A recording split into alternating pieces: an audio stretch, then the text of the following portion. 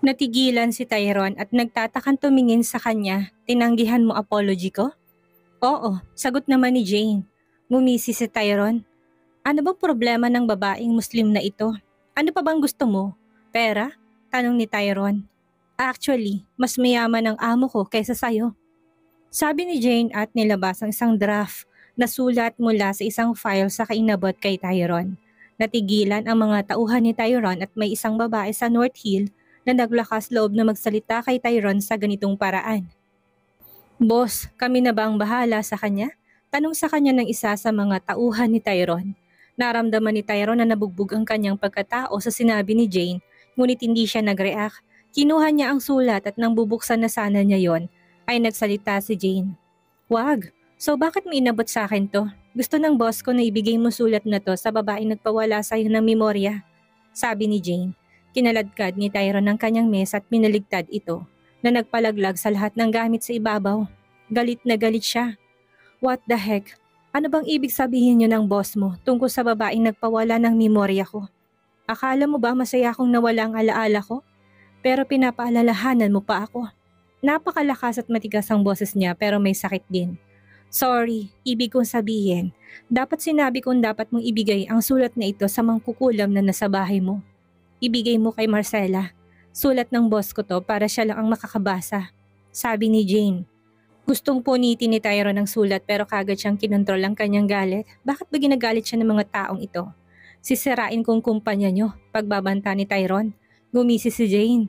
Hindi mo kaya. Tumayo si Jane at inabot sa kanya ang business card niya. Sa tingin ko, gusto mo ang boss ko. Kung gusto mo siyang makita sa susunod, ako ang kausapin mo, okay? Hindi napigilan ni Jane ang kanyang galit. Huminga ng malalim si Tyron at kinuha ang business card niya, saka pinagpira-piraso. Ngumiti si Jane. Nakikiusap kayo sa akin balang araw, pero babaliwalain ko lang kayo. Saka lumayo si Jane sa kanilang lahat. Tumawag si Tyron kay Benji at nag-utos. Bibilhin ko ang Triple Ace Group sa anumang halaga. Maglabas ka ng isang hindi matatanggihang offer sa kanila at bigyan mo ko ng feedback. Huwag mong i-stress ang sarili mo. Handa kami sa plano mo. Lumabas si Alyssa sa opisina niya na may dalang tseke. Natigilan si Tyron. Sige, bibilhin kong kumpanya nyo. Sabi ni Tyron.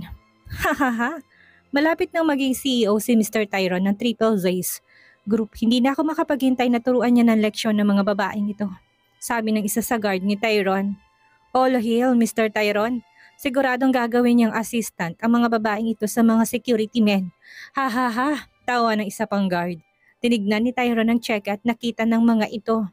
1000000000000 bilang halaga sa figure. Nataranta siya tapos tumingin kay Alyssa. Ano to? Hindi natatapos ang mga zero? Kung kaya mo magbayad ng $1 billion ng 1 bilyong beses, ang kumpanya ay sayo na, sabi ni Alyssa. The heck, pinaglolo ko mo ba ako? Paano ko magbabayad ng $1 billion na 1 bilyong beses para bilhin ang kumpanyang ito? Galit na tanong ni Tyron.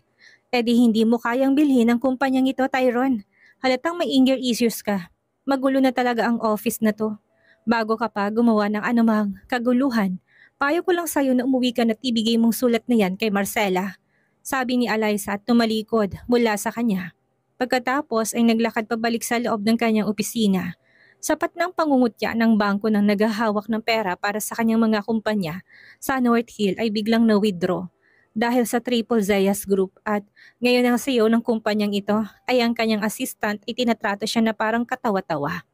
Noon pa man ay nasisiyahan si Tyron na kinatatakutan at nirerespeto siya ng mga tao. Ngunit ito ang unang pagkakataon na makakita siya ng mga tao na makipag-usap sa kanya nang walang kahit katiting na takot. Walang sino man sa inyo ang dapat magkwento sa nangyari dito ngayon. Kahit na sino man, utos ni Tyron sa kanyang mga tauhan at pumayag silang lahat. Tumawag siya kay Benji at nag-utos.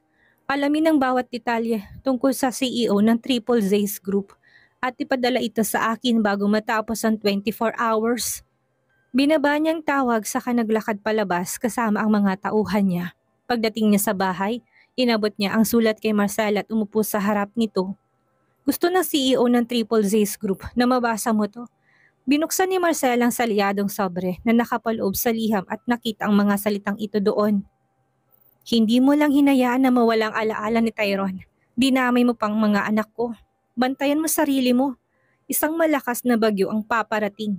Napakunot ng noo si Marcela matapos itong basahin. Ano ang koneksyon ng CEO ng Triple Zeyas Group kay Eliza? Kung iisipin, imposibleng maging CEO si Eliza ng kumpanyang iyon. Gusto mo bang sabihin sa akin kung anong nilalaman? Tanong ni Tyrone. No, sa akin na lang muna ito, sabi ni Marcela. May relasyon ka ba sa CEO ng Triple ZI Group? Tanong ni Tyrone, hindi ko siya kilala. Hindi ko pa nga siya nakikita o nakakausap, sagot ni Marcela. Umalis si Tyrone sa sala at pumasok sa loob.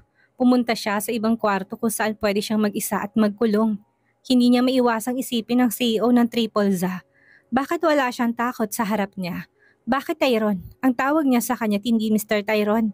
Bakit siya susulat ng liham sa kanyang asawa at ipinadala ito sa kanya? At sinabi niya na meron siyang 6 tuplets na ninakaw? Nataranta si Tyrone, nangangalit ang kanyang mga ngipin at taimtim na ninais na maibalik ang kanyang alaala.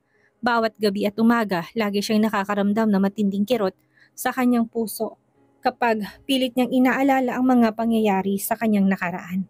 Ngunit, hindi niya magawa. Nang tingnan niya ang wristwatch ay nakitang 4 AM na ng umaga, ngunit hindi siya makatulog.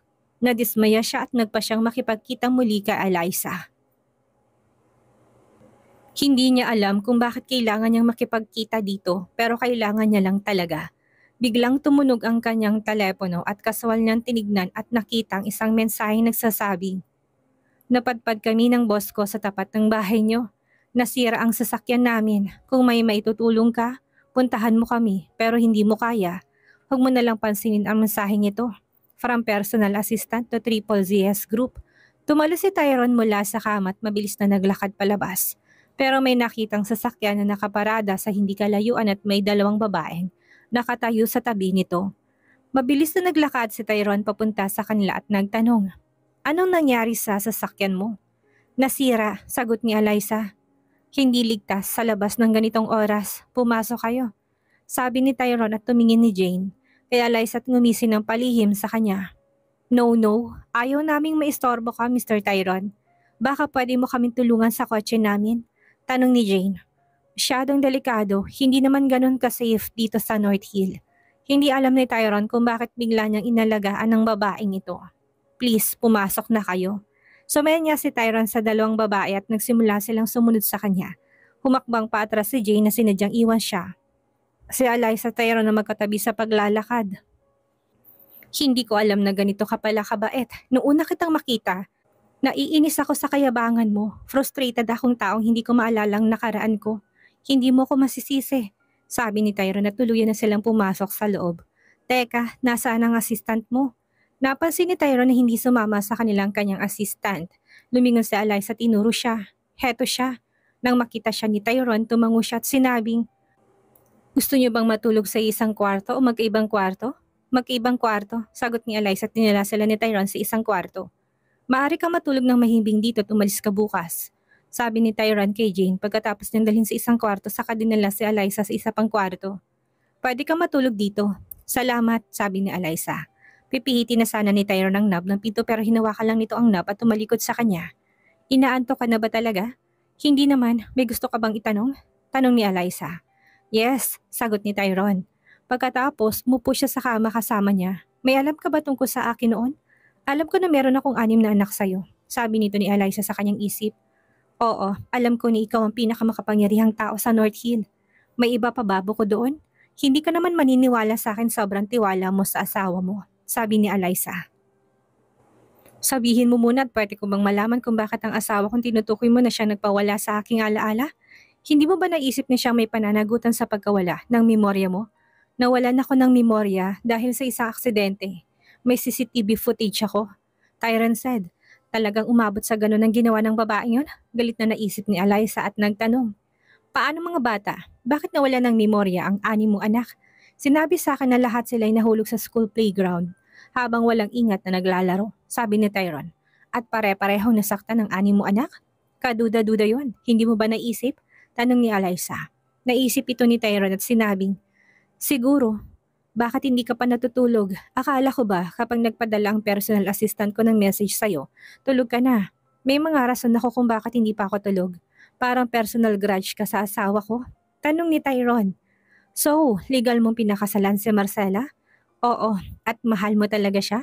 Hindi ko alam kung anong pag-ibig, pero loyal at faithful ako sa kanya. Nakaramdam ng kirot si Eliza na marinig siyang magsalita ng ganito. Ang paggawa kay Tyrone ng mahalin siya ay hindi lang tanging bagay na dapat gawin ni Eliza. Kailangan talagang hiwalay ni Tyrone si Marcela. At ang tanong, pipirma bang babae yun sa mga divorce papers kahit na gusto ni Tyrone ang divorce? Si Tyrone at ang kanyang mga tauhan ay nagmaneho papunta sa B-Hotel.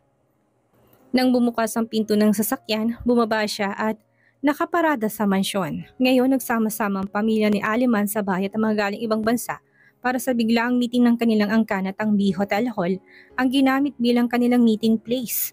Pumasok si Tyrone sa loob ng function hall at nakita niya napakaraming taong nakaupo. Hindi niya makilalang marami sa kanila dahil marami sa mga matatanda ang mas gustong ipanganak at malakihin ang kanilang mga anak sa ibang mauunlad na bansa upang makuha nilang citizenship ng mga maunlad na bansa. Si Tyrone na hindi nakakita ng anumang dahilan upang maglakbay sa ibang bansa. Mas gusto niya ang North Hill na tumaas mula sa isang umuunlad na bansa patungo sa isang maunlad na bansa. Siya ay ganap na makabayan. Hindi tulad ng maraming narito ngayon. Napansin ni Tyrone na marami ang may pagtataka sa mukha. Hindi ba dapat ay masaya sila at babatiin siya? Umupo si Tyrone sa gitna ng isa sa mga upuan habang hinihintay niya ang presensya ng clan master. Ang pinakamatanda sa isang angkan ay palaging kinikilala bilang default ang pinuno ng angkan. Maraming mga taong nagsimulang mag-usap. Ang ilan ay bulungan at ang ilan ng mga kababaihan ay nag-isip na sila-sila lang. May kailangan lang silang gawin habang hinihintay ang pagdating ng clan master. Nandito ng clan master. May simigaw mula sa likod at sa lahat ng dako ay biglang tumahimik. Lumitaw ang isang matandang lalaki na dapat siguro nasa 70s na. Hindi siya masundan ng kanyang mga bodyguard sa loob ng hall dahil isa itong clan meeting at kung ano man ang mapag-usapan dito ay kailangang pribado. Kahit saan ay naging tahimik na parang sementeryo. Lumakad ang matanda sa gitnang upuan ng special na nakalaan para sa clan master. Greetings! Umalingaw-ngaw ang kanyang matanda ngunit malakas na boses. Tumayo ang lahat kasama si Tyrone. Sabay-sabay nila siya na bahagyang niyuko ang kanilang ulo. You are welcome. Lord Joaquin, minuwestra ni Lord Joaquin umupo na ang lahat at umupo ang lahat kasama na si Tyrone. Nilapag ni Lord Joaquin ang kanyang malaking iPad sa mesa at inayos ang salamin sa kanyang mga mata para komportable itong nakalapat sa kanyang ilong. Nag-scroll siya sa ilang mga bagay sa kanyang laptop. Pagkatapos sinangat niyang kanyang ulo tumingin sa paligid, sabay bagsak ng kanyang mukha kay Tyrone at sanayan siyang tumayo. Tumayo si Tyrone at bahagyang yumuko. Master, tinitigan siya ng lalaki ng walang emosyon at sinabing, pinamahalaan ng lolo mo ang korporasyon ng Aliman at hindi ito bumagsak. Pinamahalaan to ng iyong lolo at pinasa to sa iyong ama. Nagsumikap ang iyong ama upang mapanatiling ating reputasyon sa lungsod. Ngunit nang dumating ito sa iyo, sa loob ng 7 taon na pagiging pinuno ng korporasyon ng Aliman, sinira mo to. Meron ka bang paliwanag sa likod nito? My Lord, sa unang 3 taon ko bilang CEO ng korporasyon ng Aliman, literal na dinoble ko ang taunang kita at kahit ikaw ay nagpadala ng mensahe sa aking mail noon. Kinukongratulate mo ako sa isang trabahong mahusay. Makikita ang resulta ng aking tagumpay sa Aliman's Clan Group Chat. Pero dumating si Michael Aliman sa North Hill, 6 na buwan at dahil sa selos, sinunog ang kumpanya. Paliwanag ni Tyrone. May patunay ka ba na si Michael ang sumunog ng kumpanya? Tanong niya. Wala po, my lord, sagot ni Tyrone. Pero huwag kang mag-alala. Hindi ako bastardo na hahayaang bumagsak ang kumpanya ng pamilya. Nagtatayo ako ng isa pa at sinimulan na ang trabaho. Sa loob ng 5 hanggang 6 na buwan, matatapos na ito. Ito ang muling bubuhay sa kumpanya ng mga Aliman. Ito ay magiging mas malakas at mas malawak kaysa sa dating kumpanya ng pamilya Aliman. Bumaba ang tingin ni Lord Joaquin sa kanyang iPad at nagbasa ng ilang linya mula sa tala sa kanyang iPad at sinabing, mabuti na lang at nagsusumikap kang magtayo ng isa pang kumpanya para sa pamilya. Ngunit hindi namin maaring palampasin ang iyong kawalan ng kakayahan. Kaya naman nakipag-usap ako ng pribado sa mga elder. Bagong pagpupulong na ito at ngayon ay nagpasya na silang parusahan ka. Nanatiling nakatayo si Tyrone, nakatitig lang sa matanda at walang sinasabi. Tinaas ni Lord Joaquin ang kanyang tingin kay Tyrone at sinabing, tatanggapin mo ba ang parusa o ipagwawalang bahala mo kami dahil lang sa katayuan mo bilang pinakamakapangyarihang tao sa North Hill? Tinuro sa akin na dapat kong igalang ang mga nakatatanda. Talagang tatanggapin kong parusa, sabi ni Tyrone at tumango si Lord Joaquin.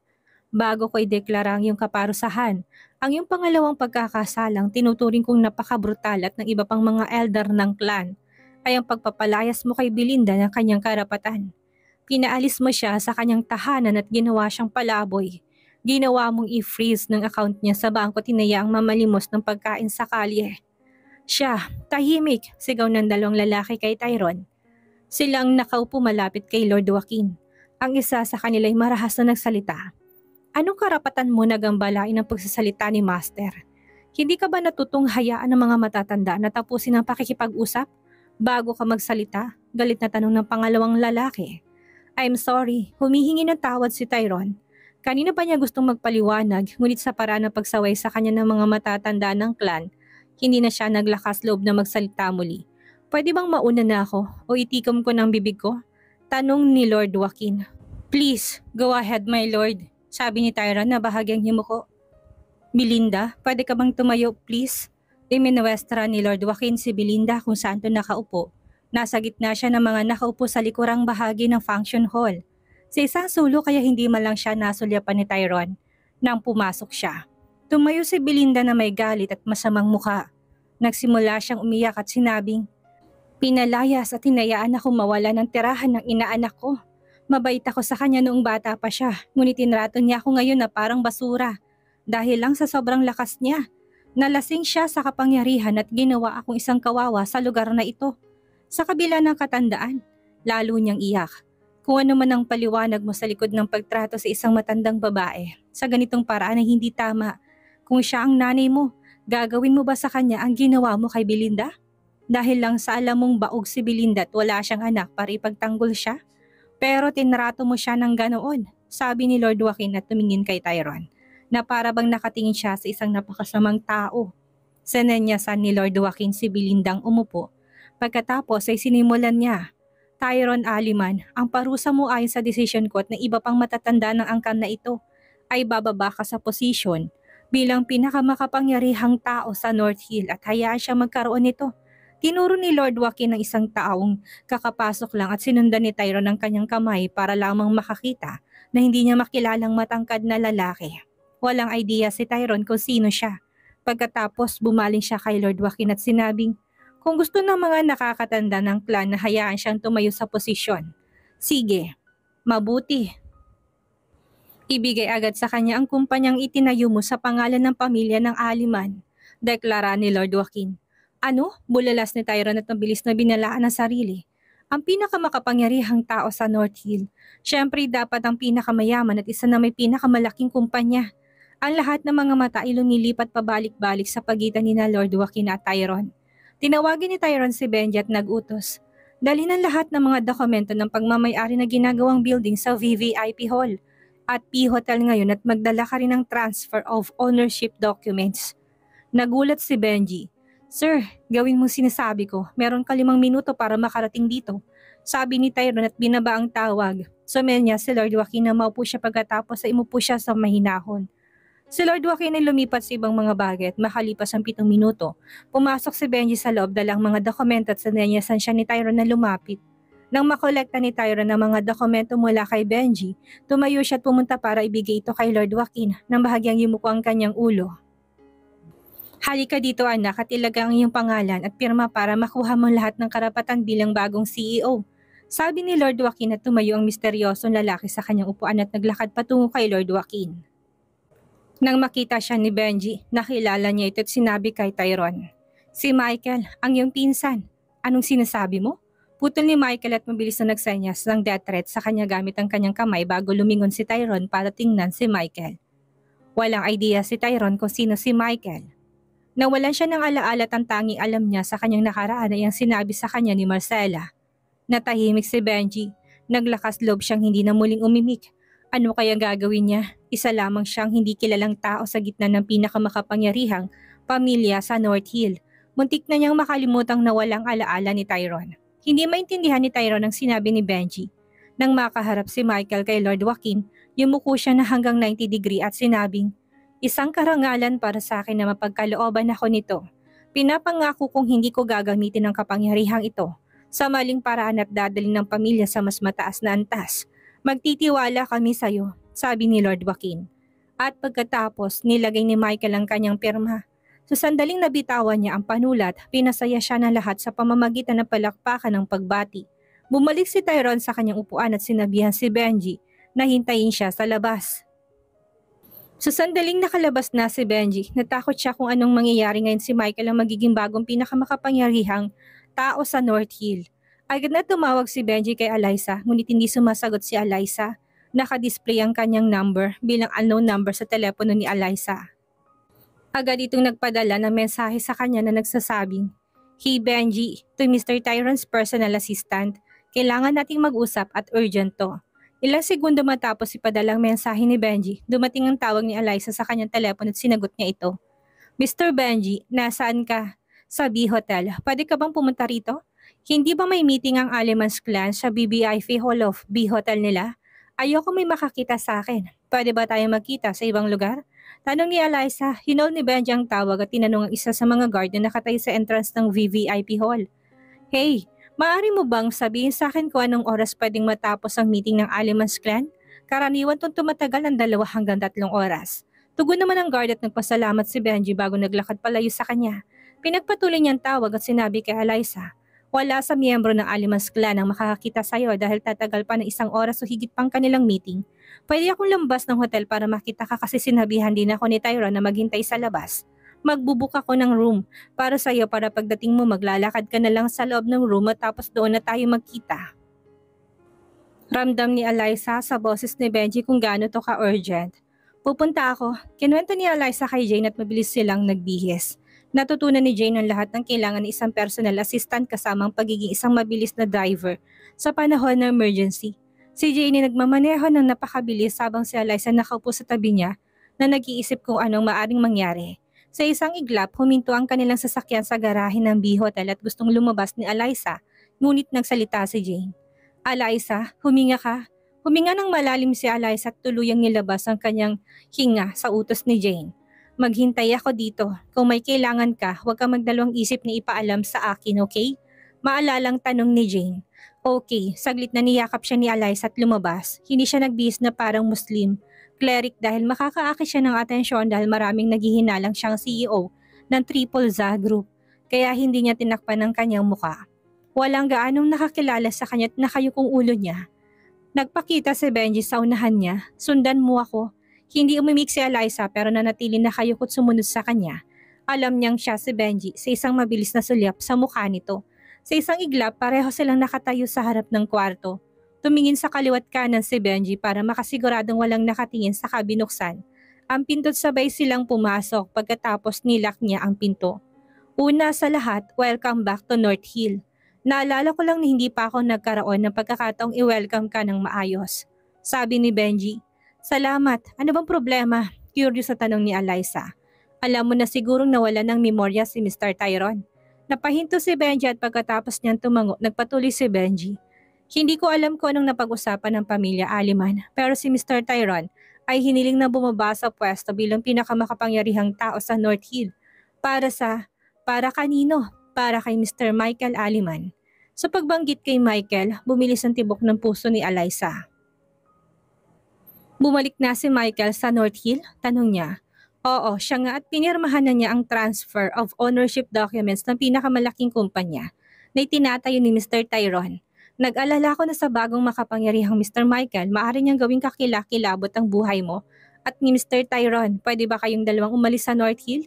Malalim na nag-isip si Eliza at sinabing, "Ang pag-alis sa North Hill ay hindi isang option. Itong lugar ko.